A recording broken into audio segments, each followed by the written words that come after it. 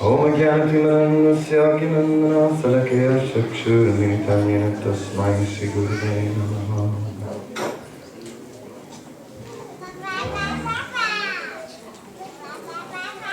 Janma Dyasya Yatam Vyatikte Itarate Sasvik Madhyasya Yatam Vyatitaratas Chate Swavikyaswarat Tene Brahma Hridaya Adhikavye Mujante Yatsurya Tejo Varimiram Yatavinimaya Yata Trisargam Nissa Dhamnisven Sada Nirustakukam Satyam Param Dhimahi.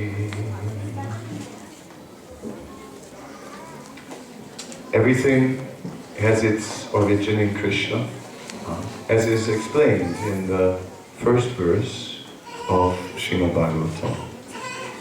And it is explained that when Krishna appeared in this world,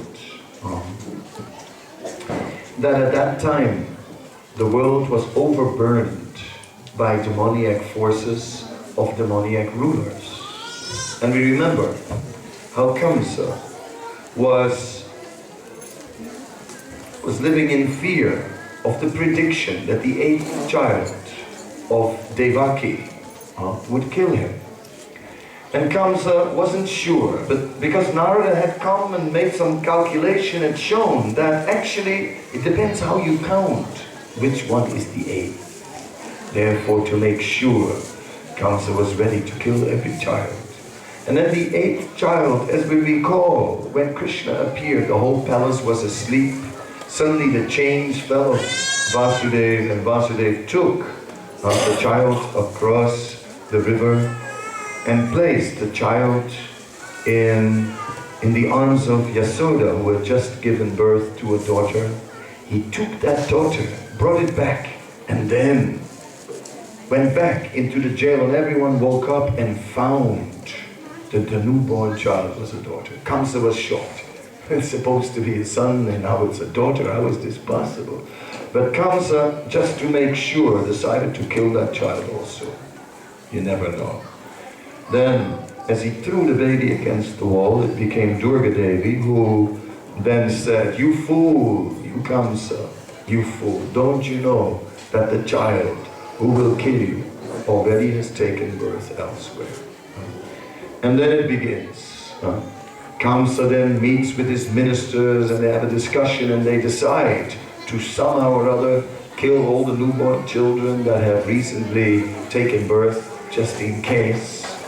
And Putana is commissioned. Putana, of course, is very expert and well known for killing children. So Putana then comes, and Putana tries, as we remember, she tries to poison Krishna. But at that time, she has taken the form of a beautiful lady. She has put poison on her breast. Krishna, he drinks from her breast, he drinks that poison, but he doesn't die. Krishna also takes her milk. And Krishna at the same time sucked out Putana's life air. It is described by our acharyas that at that time Krishna was holding on with 2 little hands to Putana's breast, and Putana felt great pain. She tried to pull the child off her breast, but it didn't work. And Krishna squeezed very hard. As a result, Putana could no longer retain her disguise, and then she ran out of the house of Nanda Maharaj, and she took her original form gradually. As she was running, she became bigger and bigger until she was 20 kilometers long. She was on the tall side. And then, just at the edge of Vrindavan, Putana died, and as she dropped dead, she crashed on the ground right in the middle of Kamsa's favorite fruit orchard, which was totally destroyed. So Krishna arranged everything. Yes. So, but that is not the most remarkable. What is the most remarkable is what happened to Putana after that. That Putana was promoted by Krishna to the spiritual world, to Golok Vrindavan. And there, Putana was given the position of a mother to Krishna. A Datri actually, a nurse assisting Mother Yasoda in caring for Krishna. And in this way, Putana was rewarded because, after all, she offered milk. And Krishna in that way was reciprocating. Krishna overlooked the poison. He did not think she tried to give me poison. For this, I will get her back. A little while she'll have to suffer for this. No. Krishna was seeing that she offered me milk. She offered me milk like a mother. Therefore, she'll be my mother. Yeah. So just see the nature of Krishna. See how kind is Krishna. That Krishna is overlooking the faults, and Krishna is subsequently counting all the good things we do and giving us full credit and full reward for that. That is Krishna. Therefore Krishna is very kind and merciful and very much approachable, and it is Krishna who is very eager to bestow the mercy on his devotees. Te sammevanukam partam aham ajnanajam tamaha nasyam yatmavavastu jnanadipena shashvata. Krishna resides within the consciousness of the living being, and he is waiting. And when he sees a slight inclination towards spiritual life, immediately he makes all the arrangements. So, in this way, we are here. Other demons came, and in each case, Krishna was showing his mercy upon them. Krishna was extremely kind, extremely kind. It is said that Shishupal was very, very proud, because Shishupal was extremely wealthy. He was the king of Chedi, and he was well situated with many alliances. Jarasandha was close to him, who was very powerful. And the king of Chedi, Shishupal, was extremely wealthy, in fact, as wealthy as Krishna. So then, the Pandavas, they organized this Rajasuya sacrifice. Somehow or other, everything went well for the Pandavas. First of all, there was a gambling match between this Sakuni and so on, and Yudhisthira lost everything. But then, the first time, it was not about going into the forest. The first time, it was about losing the kingdom and everything. But then, the elders spoke. And Vidura managed to convince Dhritarashtra that things are not going well, there will be war. Settle with them. Give them half the kingdom. Bhishma said, give them half the kingdom. All the elders said, give them half the kingdom. Finally, Dhritarashtra relented, said, all right, I'll give them half the kingdom. Then what he did, half of the kingdom was an area that had been cursed, and it was a total desert. So he gave them that. He gave them the desert. But then, so the Pandavas never argued. They accepted, all right, if this is what you give, we'll take. Meanwhile, the Devatas, the demigods, were making arrangements, and Indra personally sprinkled that land, and as a result, all the dryness disappeared and it became very fertile. And more blessings came upon these Pandavas, and soon the Pandavas had a city which was more opulent than even the most opulent palace of the Kurus. It was just outrageous. It was just I mean, Duryodhana could not tolerate it, you know. They were down and then like next moment they're on top. Then this Maya Danava built a palace for them, an assembly house, and this assembly house had all these complicated arrangements in it, and we remember that land looked like water, water looked like land. Duryodhana came to that place and fell in the water, and all the ladies laughed. And Yudhisthira wanted to stop them, but Krishna stopped Yudhisthira. And Duryodhana was deeply hurt.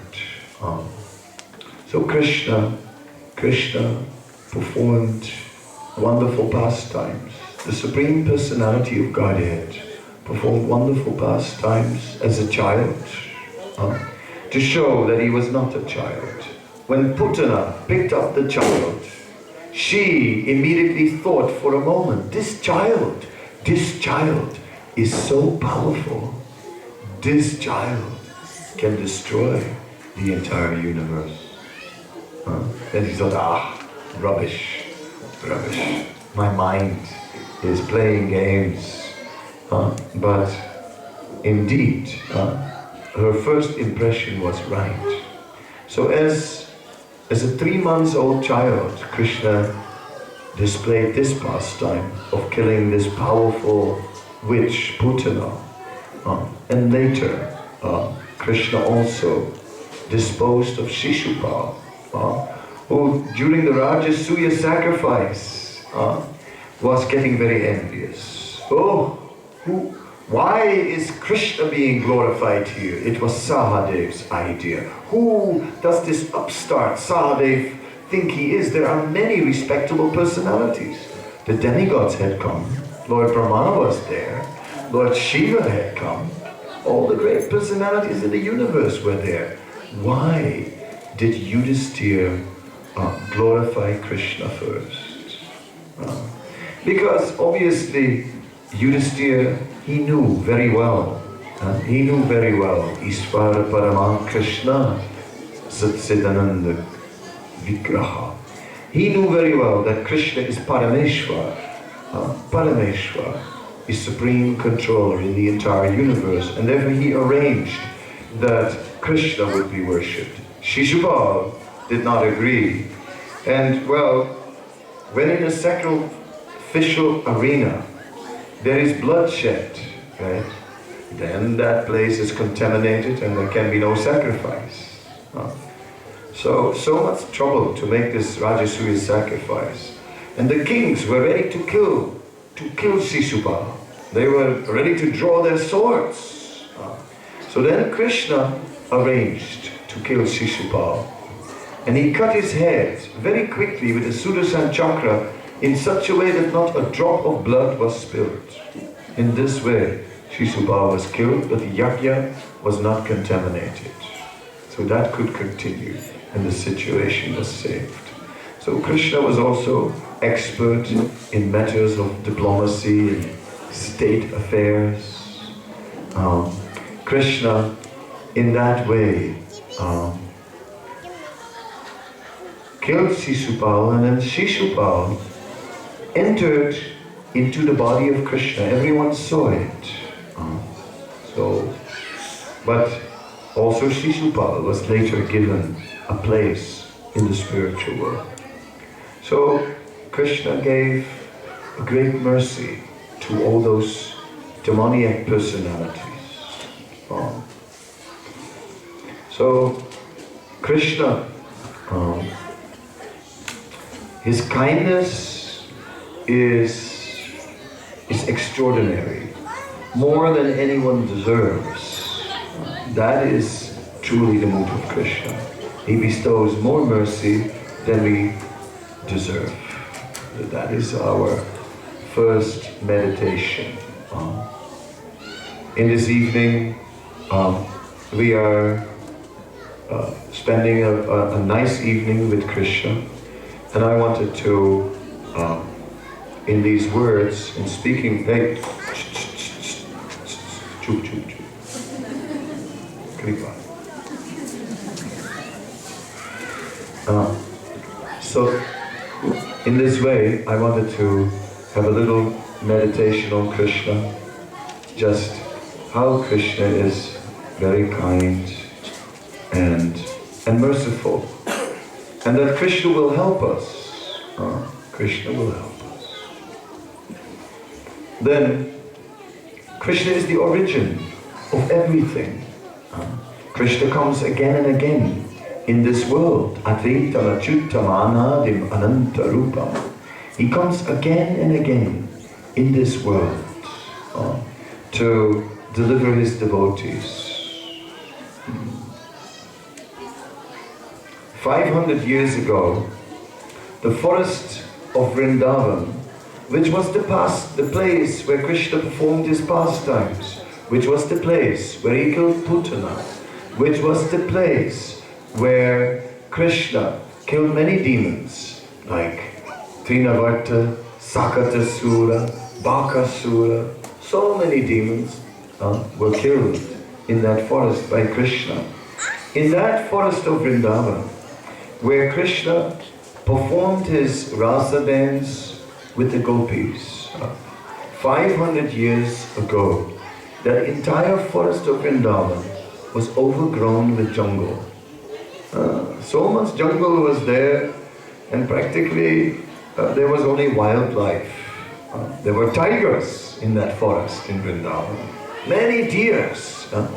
Even up to 80 years ago, there were so many deers in Vrindavan. Everywhere, deers were just roaming around that forest. And of course, the Nilgai.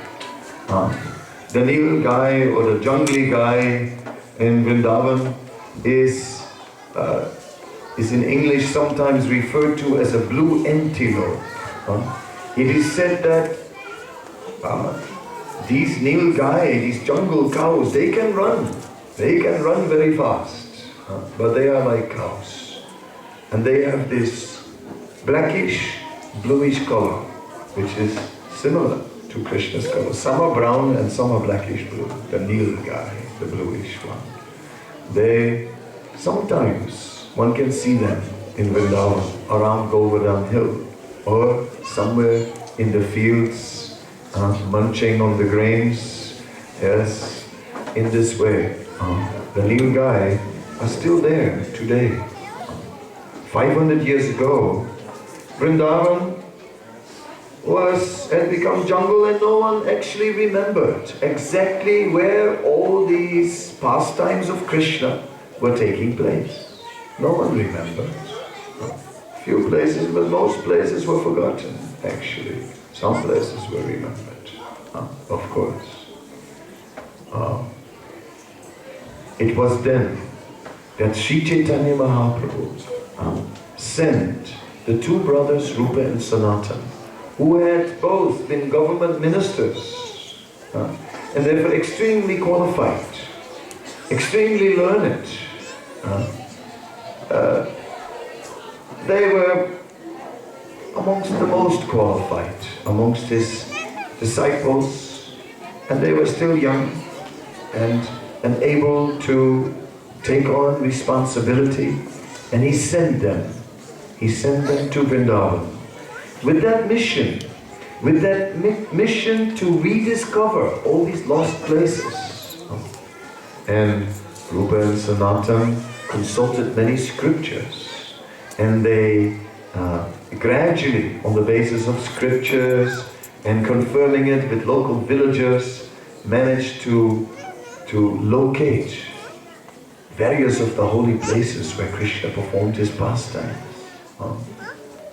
And gradually, temples were erected in Vrindavan. And we saw, in the play, we saw that Sanatana Goswami started that temple of Madan Mohan, the first temple in Vrindavan.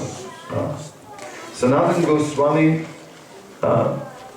and Rupa Goswami started the temple of Radha Govinda, and the other Goswamis started also various temples in Vrindavan, and these were the first temples in Vrindavan, where now there are 5,000, but at that time there were the main temples of the Goswamis.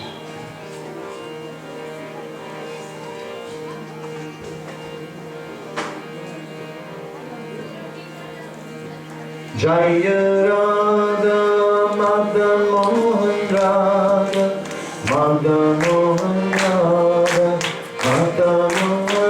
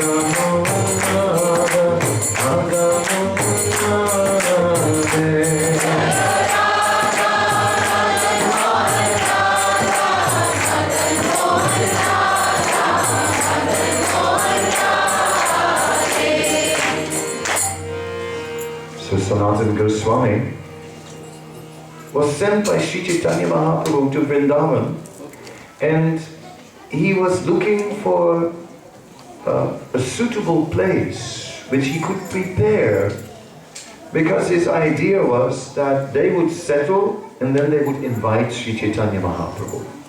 So he found a beautiful place. It is now known as Dwadas Aditya Tila. It is said that Krishna, after performing his pastimes with Kaliya, not far away from there actually, Kaliya Daha, at that time Krishna was in the water for a very long time. So naturally Krishna felt a little cold after, as everybody does, after you've been in the water for a long time. So then Krishna nearby rested for a while on a hill which was right next to that place. And then the sun became 12 times warmer at that time. It is a sun that is usually used for disillusion, but for a short time the sun became 12 times warmer, and Krishna felt nice and warm. And that place is known as Dwadas Aditya Tila. So Sanatana Goswami decided that he would make his place on that hill.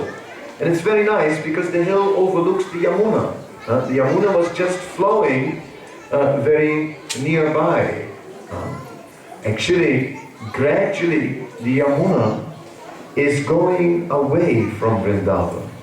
Srila Prabhupada explained that because in this age of Kali there are so many materialists and offenders in Vrindavan, the Yamuna is gradually going away. So previously the Yamuna was right on the base of the hill, but now that has become the Parikram Marg, and the Yamuna is a little further out. Anyway, on this hill, Dwadas Aditya Tila, we have a wonderful view of all of Vrindavan. We can see many holy places, Yamuna, Kesi Ghat, Kaliyadaha, so many places are there nearby. Then, it was there that Sanatana Goswami resided. And then somehow or other, Sanatana Goswami used to live by begging some little flour, some atta, from houses of local brahmanas. And then he would make these balls, and these kind of with the hands, some rotis, and they throw it in the fire and cook them in the ashes, and that was it. At one time, Sanatana Goswami was in Mathura and came to the house of one brahmana named Chobe. And this Chobe, he was having a number of sons, and he also had a deity of, and this deity, he was treating the deity just as one of his sons. Whenever all the boys would sit down for their meals, he would also put the deity there and serve the deity also, give him plate. So then Sanatana Goswami, when he saw that, he said, that's not proper, you cannot treat the deity like that. Oh, the Brahmana said, oh, I'm very sorry, I just, thought it was nice. Then Sanatana Goswami said, no, there are scriptures and you have to worship the deity according to the scriptures. So that night, the Brahmana had a dream. And in his dream, the deity appeared and said that I want to go with Sanatana Goswami, you should give me to Sanatana Goswami. At the same time, Sanatana Goswami also had a dream that night. And the deity told him, actually, I was very happy with that Brahmana. The way he was looking after me, I liked it very much. Very much. But anyway, I have told him that he should give myself to you. So then the next day, Sanatana Goswami received the deity, and he didn't have any arrangement for the deity. So he didn't want to put the deity on the floor, but he had no altar. So then he just hung the deity in a tree with some cloth, right? Tying it with cloth and then hanging from the tree. At least it was not on the ground. And then he worshipped the deity, and then he was offering these rotis, just these. So, one day Madan Mahan said, is that all? Is that all you are offering? Could we maybe... Well, Sanatana Goswami said, well, what do you want? We are mendicants. He said, well, could I get a little salt maybe? He said, salt? Yes, what you want? Now you want salt, and next you want so many things. We are mendicants. We cannot go for this sense enjoyment. Just you have to be satisfied with this roti. Madan Mahan was thinking, roti without salt. So he arranged it. There was a storm, and a ship was sailing on the Yamuna. That ship became stuck on a sandbank. And then everyone, the owner of the ship was called, and they said, what to do? And then they said, go to Sanatana Goswami. He was formerly Prime Minister, he knows everything. You ask him. So they went to Sanatana Goswami, and Sanatana Goswami told them, you pull in this direction, and you pray to Madan Mohan, and then everything will be fine. And it was. The ship came free, and as a result, the owner, some Kapoor, was very, very pleased, and he said, yes, what can I give you in exchange for this?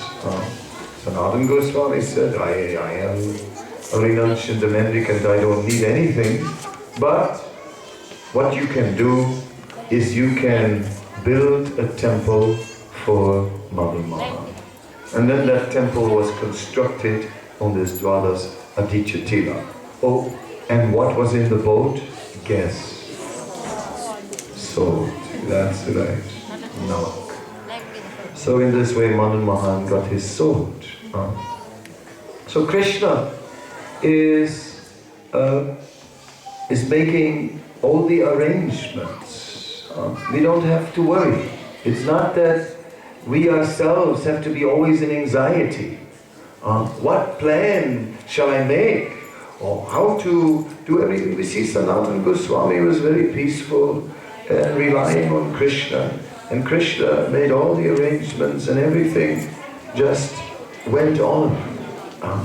It is like that. The more the devotee depends on Krishna, the more Krishna makes the arrangements. The more we depend on ourselves and we make all the arrangements, then Krishna stands by and is looking.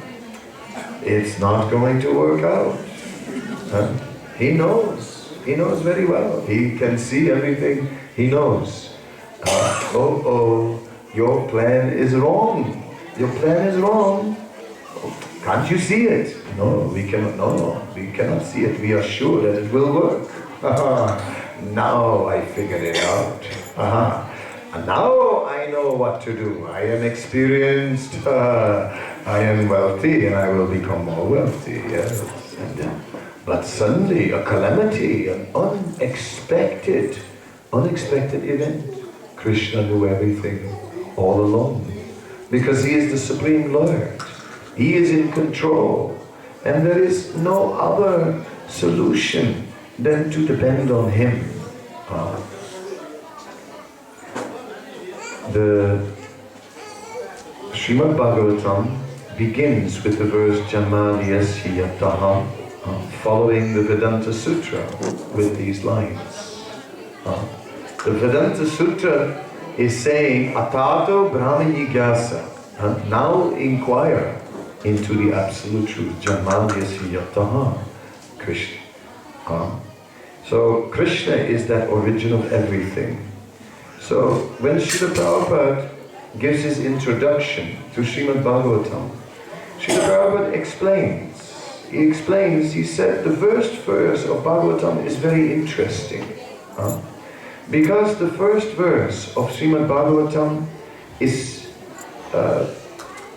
is pointing out that it is dealing with the absolute truth. The last words are Param Satyam Dhimahi.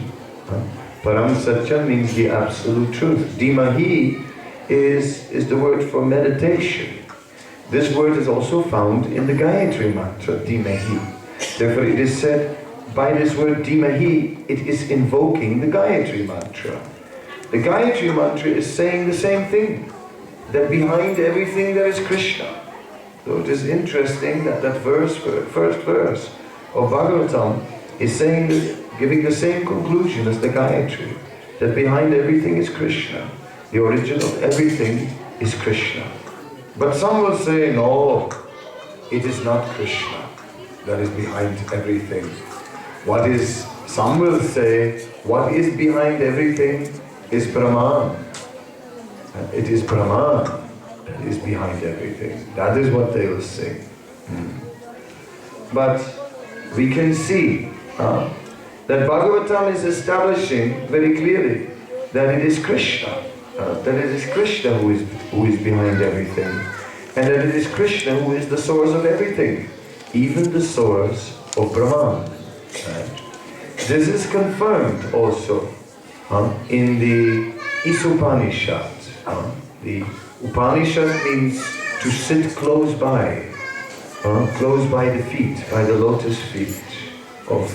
So, to be close to the truth. There are 8 principal Upanishads amongst 108 Upanishads, and amongst them is Upanishad. In the Upanishad, which is describing everything about Isa, the Supreme Personality of Godhead, our Istadev, there it is said, Hiranmayena patrena satyasyapitam mukam tattvan pusannapalinu satyadharmaya drisyate.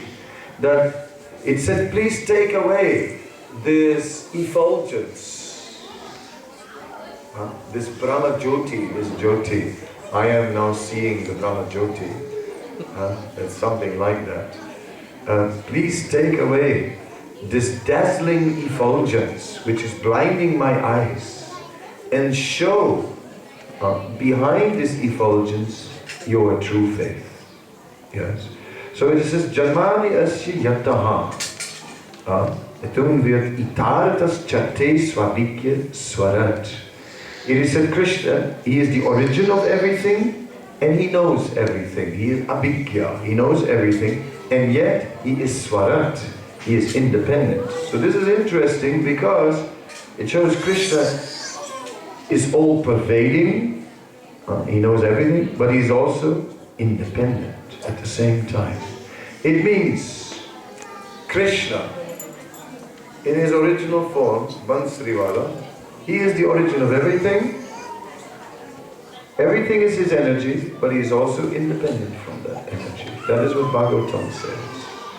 So in this way, we understand, yes, it is Krishna who is the source of everything. And therefore Prabhupada says, the purpose of the Bhagavatam is to establish that Param Satyam Param Satyam is Parameshwar. Yes, that the absolute truth is Parameshwar or Param Ishwar, the Supreme Controller. Prabhupada says when you say Param Satyam, then the absolute truth, then it can be anything. It can be impersonal, it can be this deity, that deity. That is difficult to say, Param Satyam. But when you say Parameshwar, then you speak about controller, Ishvara. That means personality. Then you speak about the personality. Therefore, then you speak about Krishna, Stu Bhagavan Swayam. Krishna, the Supreme Personality of Godhead.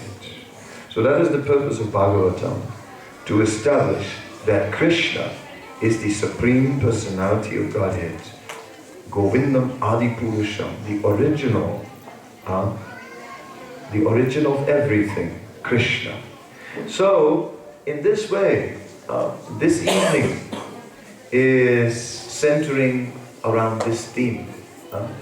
It is a very wonderful occasion, because just like Yudhisthira Maharaj was making a huge arrangement for the Rajasuya sacrifice, the sacrifice where Yudhisthira was to be crowned the undisputed emperor of the world, and they had to conquer all directions, and they had to bring so much opulence in this sacrifice, and the whole world was watching it.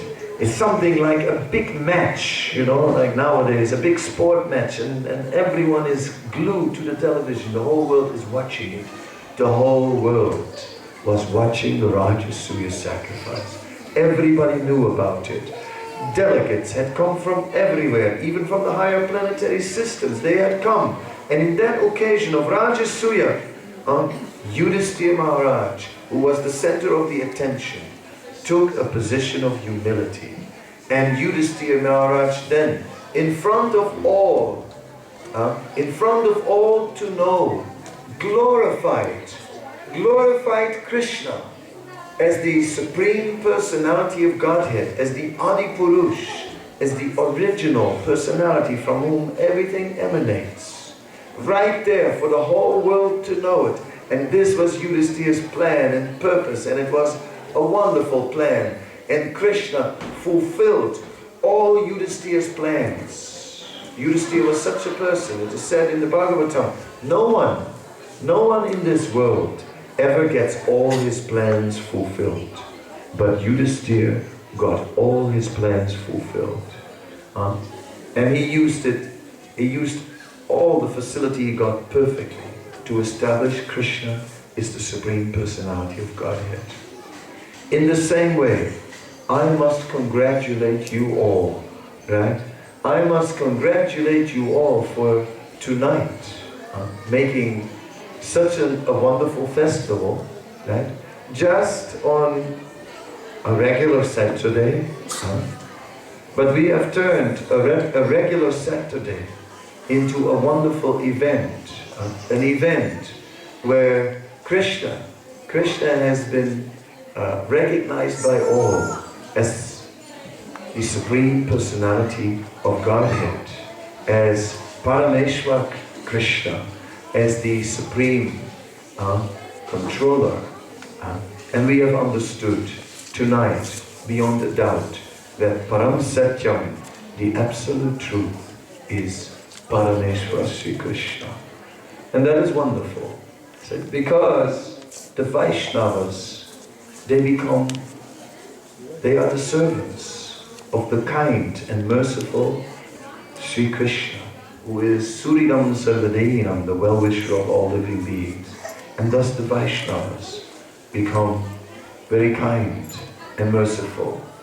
And therefore, it is a wonderful evening to be here with all these Vaishnavas, right, who are very kind personalities. Sanatana Goswami was a great devotee. Rupa Goswami was a great devotee of Krishna. They were Sri Chaitanya Mahaprabhu's principal disciples. They were our spiritual masters. They were teaching us how to understand Srimad Bhagavatam. They were teaching us how to worship Krishna properly. And they are our spiritual masters. And by the mercy of these spiritual masters, we are very blessed. So I think that the whole evening is very transcendental, and that the choice of the program was all ordained by Krishna. There is no question that here some ordinary person was just going creative. Gunamani looked really good with that beard, huh? She's smiling at me from the side of her stage. Maybe you should grow a beard. What do you think? There's all smiles over there. Absolutely. I think that Krishna had a plan. I think that we were making a plan, but I think that Krishna took advantage of our plan and actually gave us an evening which bring us really closer, Upanishad, close together at the feet of Param Satyam, of the Absolute Truth. And we know it is Krishna. So I think